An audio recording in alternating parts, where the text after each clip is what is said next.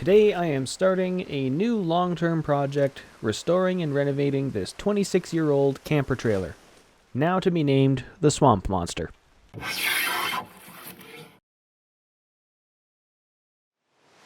This is a, 96 camper trailer.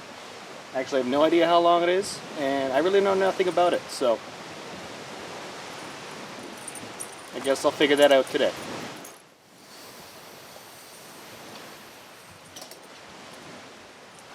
$25-foot camper trailer.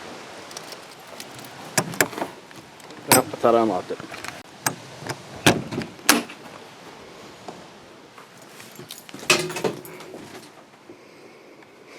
So overall, it really isn't too bad in here. A little bit dated, you can tell it's from the 90s. But overall, not too bad. Other than right here. Oops. Well,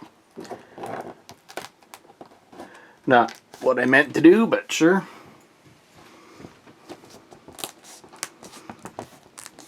Yeah, roof's a little worse for wear right here. Bathroom.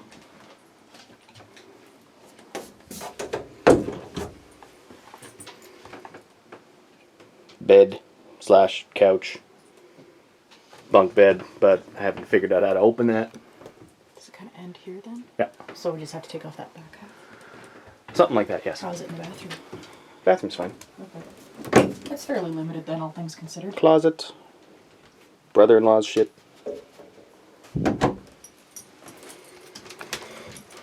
Looks like a trailer.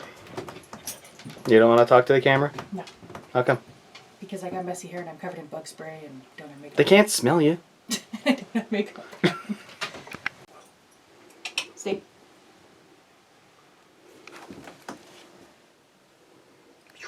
Another thing I like about not replacing the cabinets is anything you build would probably be heavier. Probably. So if we keep the lighter weight cabinets, that's helping to keep the weight down in here. In theory, yeah. A factor. What you doing? This camper was parked at my in-laws' lake lot. They picked it up from the lake neighbor a few years ago, and my brother-in-law has been using it since. I've been wanting to do a camper renovation for a little while now, and since this one needed a little bit of work but wasn't too far gone yet, they gave it to us to take care of. Before we decided to do it though, I wanted to go through and at least make sure that the majority of the utilities worked, since if those needed replacement, that would push this from a might be fun project to a let it rot away in the bush project. Starting with the electrical, using the generator.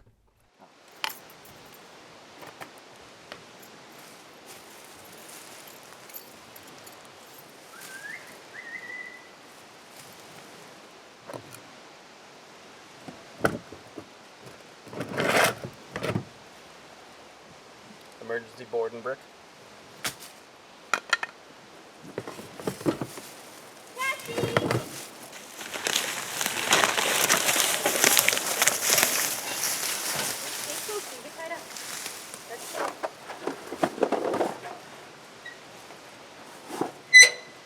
Okay, engine on.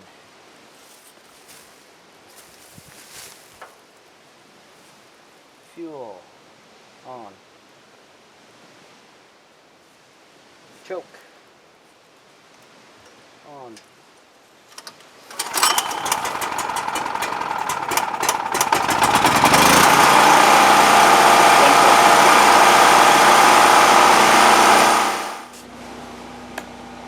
Huh. Oh, there's lights on in here though. So this one just might be burnt out. 'Cause these lights are on. These lights are on. Microwave's on, which I don't think we really need.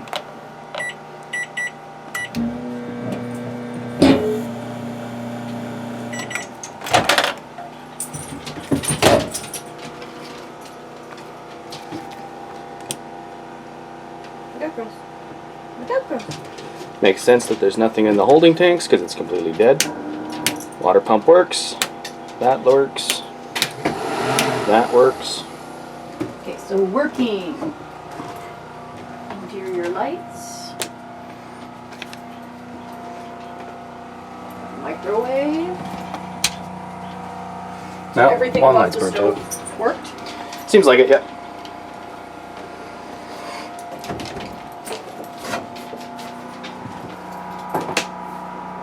No, bathroom light's dead.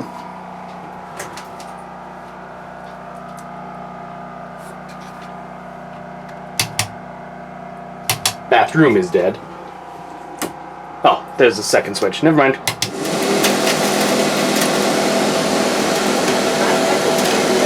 Yeah.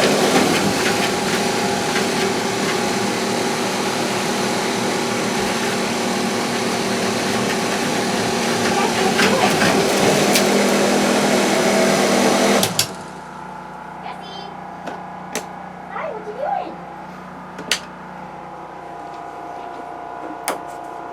doing? In case you're pooping and decide you need more light, I guess. And you can't reach this one. Because it's right next to the pooper.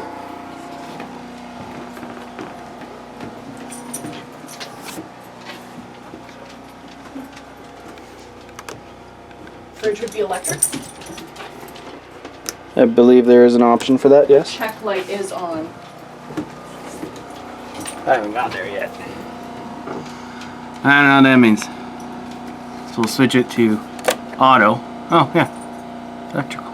Okay. So whether or not it gets cold is a whole other thing, but... But we've got power to it. Yeah. Well, it's not gonna... Yeah. Again, it's not gonna be instant. I know. But yes, we can go from either auto or gas. So, yeah, it just says low pressure, I guess. Because there's nothing hooked up.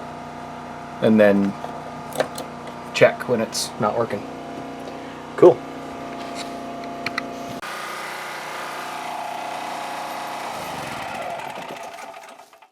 So now that I know the power works from the generator, let's make sure it works on the batteries. Alright, so I got a battery in there now. So let's hook that one up anyway. See if I do need two or if one is good for testing purposes. So then these two are for the TV amplifier, which I'm not going to use, so I'm not going to worry about it. Let's just hook up just the one. See if I can get something running off of one battery. Dimly, but yes. There's So it not runs the enough. lights, but not the appliances. Yeah, there's not enough power to run that as is. That and I only have one hooked up right now, so maybe if I put in the second one we'll get more power, but I doubt it.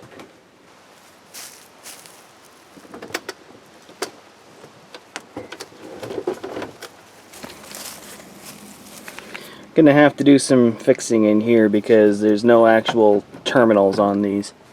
So I just have them kind of screwed on there right now. But that'll need to get fixed.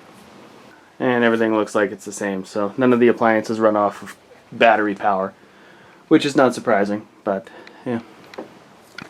Next up is the propane.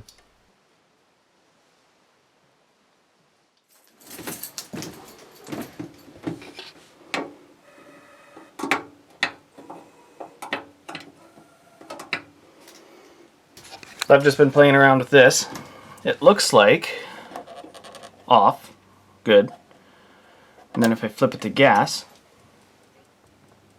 I can hear it tick tick tick tick tick tick tick tick tick tick tick tick tick tick tick tick. So it must be trying to light. Oh, and then it went clunk, like, oh, it's not working. Good. So I don't have to really worry about that, I guess. Tick tick tick tick tick tick tick tick tick tick tick tick tick. Thank you. Good. Back to the stove. Don't these sometimes take a little while for the propane to actually... There we go. Oof.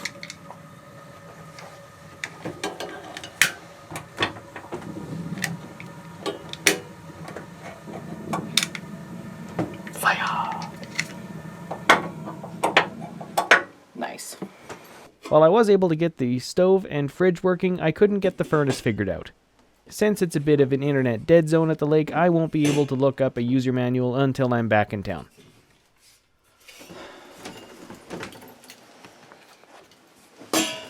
lighting and installation instructions are inside of door. No, they're not.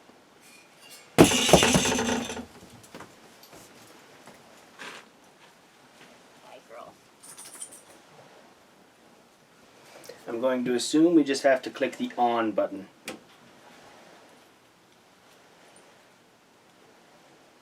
And I also wasn't concerned about the water heater at this point.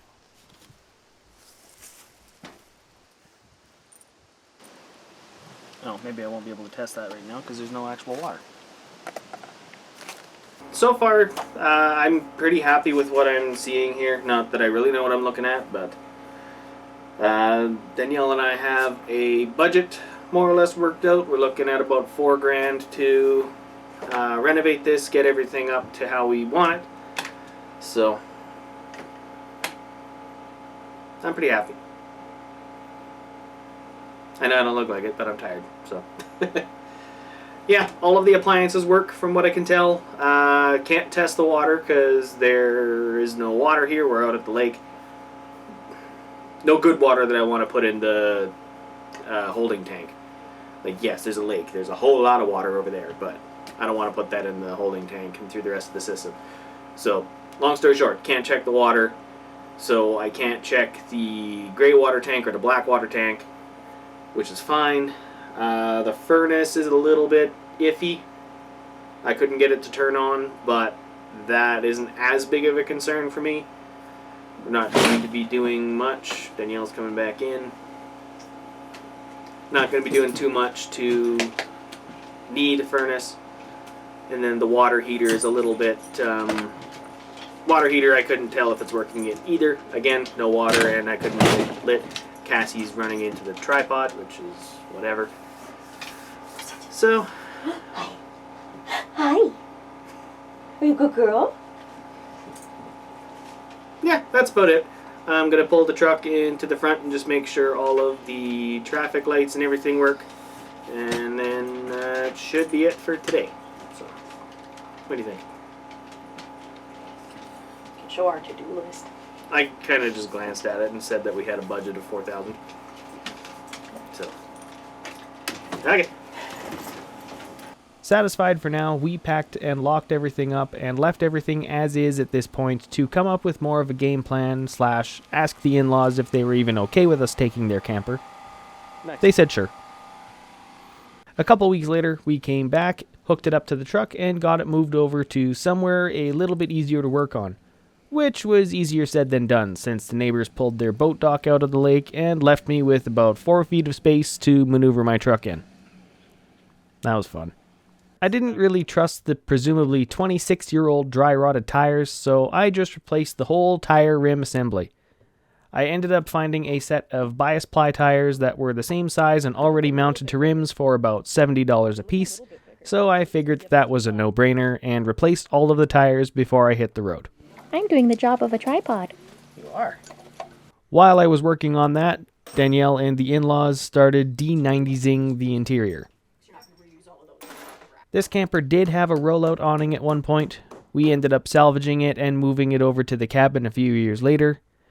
And in the process, we ended up unscrewing and chucking the piece that anchors the roof liner down. So to make sure I still have a roof liner after the 4-hour drive back home, I nailed down a couple 1x6s to hold the roof liner down. Since I clearly already have a patch or two to do, what's a few more nail holes along the edge? For the winter, we parked it in the backyard of my mom's rental property, since she has a big gate into the backyard. The intention with moving it to begin with was to have it a little bit closer to the house so that we could work on it a bit easier, but that ended up not being the case. We ended up only heading out there once to work on it, and then we only cleared out the rest of the mouse nests and squirrel hordes. Over the winter, Danielle and I decided that if we were going to become camper people, we needed a spot to park the camper. The front of the house wasn't an option since the last time we had it parked there, we'd only had it there for a couple days and ended up getting a ticket. Driveway wasn't an option, not big enough, so that really only left the backyard. Luckily for us, the city recently adopted a new bin system, which meant I could get rid of this old garbage collection area that wouldn't work anymore, and the whole fence alongside the driveway could be converted into a gate. This meant I needed to move the firewood storage shed and give this corner a little bit of a clean, but whatever. Since I have chain link fence, I contacted one of the fencing contractors I work with at the day job and got them to fabricate me a custom gate, and their timeline for completion gave me just enough time to get this section of fence taken out and the posts removed. Once that was done, I was able to pick up the new gates and new corner posts, get them set in the ground, and get the gates hung. Before we brought the camper into the yard, though, we hauled it out to our friend's acreage to take advantage of their heated pressure washer to give the swamp monster a bit of a much-needed bath. And now it's time for the camper to come home. I started with backing the camper into the yard, which worked. I knew it would work. However, I wanted more maneuverability, so I got a hitch receiver installed in the front of my truck, which worked great. But I still wanted a little bit more maneuverability than that. So I ended up installing this motorized wheel jack on the front of the camper as well, which also worked great. It looks like you're taking it for a walk. Basically what I'm doing. Alright, so this is the first time that I've really been in the camper since we've parked it. I know this was the area that we were going to be working on, and it looks like it's gotten a little bit worse since we did have a fair bit of rain the last couple days. So I know that this area did get worse. But something else that I did just notice is this is the foam that was all in here. We salvaged what we could, but now there's two big water spots right in there. You can tell up in the corner that there is some water infiltration there. So what I'm not sure what happened, or what I think happened, is that it came down through here, ran along this, and then just dripped from there. Yeah, that's still wet. Looks like it only did the top, whoops, top two things here, so oh well. But yeah, so this is gonna need, I almost need to do the whole ceiling in this thing now, which is kind of a pain in the ass. And I know that the exterior is going to need to be completely resealed now as well. So, yay, that'll be fun. It's taking me a while since the demo is going slow, since I haven't had a ton of time to dedicate to it. I guess looking for the silver lining, it's a good thing that it's taking me a while to work on it now, because now that it's here, it's going to be staying here for a while. My truck ended up dying on me a couple months ago, and there's absolutely no way I'm spending 50% more on what I paid for it on a truck that's the same age or older with 100,000 more kilometers on it. So I'm just going to save up for the time being and reassess in a couple years. But in the meantime, I'm happy with my 20-year-old stick-shift Honda to get me to work and back. Miss my truck, though. Okay, so I'm not sure where I left off with this last, but here is the giant pile of demolition debris, because I had to remove basically the entire corner, ceiling and wall. And then you can see the two patches that I did there. The one was actually needed, it was a pinhole leak, and the other one I cut a hole in it. So they're both patched now, so we're good. But, well, there's no leak there anymore anyways. However, the rot damage that this has is terrible. So this is basically just open to the elements here. I have a 1x6 here just holding that in, so it's there. But then this window, there's nothing in it right now. This window lost its seal at some point. This entire section is completely rotten out. Like, it's just the laminate to the outside. So that's all done. The framing is like rotten out here. The framing is rotten up here. There's a nice section in the middle where it was dry. So, I guess. Completely rotten. Well, not completely. This part's still mostly intact. Getting worse, getting worse, getting worse. The absolute worst. Because, you know, there's basically nothing in here now. So, yeah. This is turning into a bit of a bigger project than I wanted. And as it is right now, it is halfway through October. I could get snow basically anytime between now and January. So, gotta get it done, I guess. So I've cleaned up all the garbage there, there, and there. And you might have noticed the closet's gone now. Because I did notice when I was working here, it was still wet here. Well, a little bit more than just a little bit wet. Also, you know, rotten as fantastic.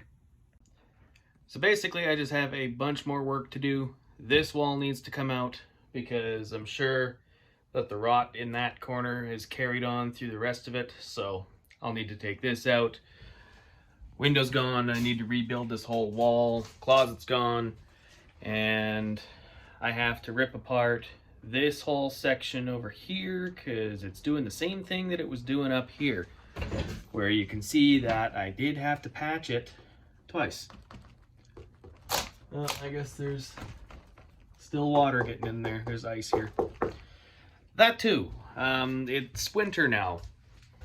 We got a bunch of snow. I don't know how well you can see that over there, but there's about 6 inches of snow, and it is exactly 0 degrees today, Celsius. So my plan was to get some hardboard or something and basically glue on here and then frame it out again, and that could have done that. But if it's 0 degrees, it's not gonna attach or adhere all that easily, so that isn't really an option. Basically have to wait till the spring at this point. But then I will also have to like rip apart this whole cabinet, replace half the roof over here, probably do the same thing on this wall. Who knows how much in the front there. So there's just a bunch more demolition in here than I thought there was going to be when I started this project.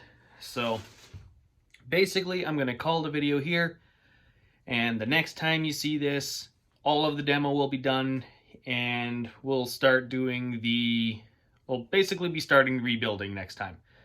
So here's your reference. So there's that. That's what I've done so far. All this is still here. So there's your reference, yeah. Moving forward, it'll basically just be on my Instagram. I'll be doing updates, but everything else, like once I start recording in here again, that will be an actual video, or the next video here. So I guess for now, thank you all for watching. If you like what I'm doing here, give this video a thumbs up and subscribe for more. If you have any questions or comments, I look forward to seeing them in the comment section below. And if you want to see more up-to-date videos or up-to-date projects, you can always follow me on Instagram at John the Schreiner. That's where I will be posting more videos on this until I start doing rebuilding. Well, there will be videos here as well, just up-to-date will be on Instagram. Otherwise, I will see you here in the next video, and have a good one.